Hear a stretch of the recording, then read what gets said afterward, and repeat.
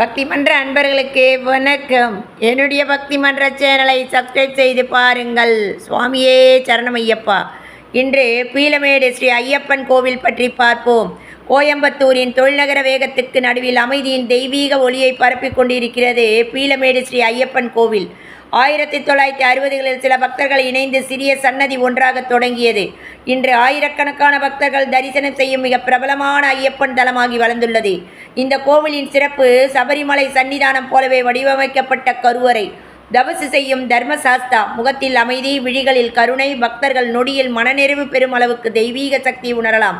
ஒவ்வொரு ஆண்டும் மண்டல மகர ஜோதி காலத்தில் இங்கு நடைபெறும் பூஜைகள், நடப்பு, இரவு கண்டி எல்லாமே சபரிமலை பயண உற்சாகத்தை பீளமேட்டிலேயே உணர வைத்து விடுகிறது. பக்தர்கள் நூற்றுக்கணக்கான சுவாமியே சரணமையப்பா என முழங்கும் அந்த தருணங்கள் கோயம்புத்தூரின் ஆன்மீக நினைவுகளாக மாறியுள்ளது.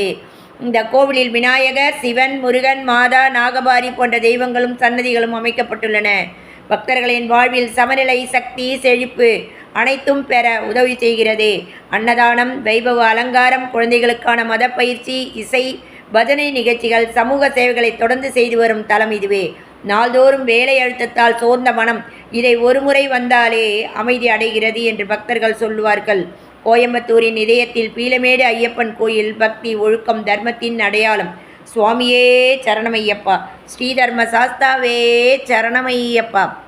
ஸ்ரீதர்ம சாஸ்தா பாக்கிமாம், ஜெய ஸ்ரீ சபரீசா பாக்கிமாம், மணிகண்ட தேவா பாக்கிமாம், மாமலை வாசா பாக்கிமாம், சரணம் சரணமே ஐயப்பா, சுவாமி சரணமே ஐயப்பா, சரணம் சரணமே ஐயப்பா, சுவாமி சரணமே ஐயப்பா.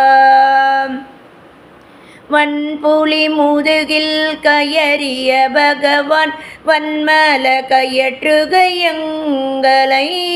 சரணம் சரணமே ஐயப்பா, சுவாமி சரணமே ஐயப்பா, சரணம் சரணமே ஐயப்பா, சுவாமி சரணமே ஐயப்பா.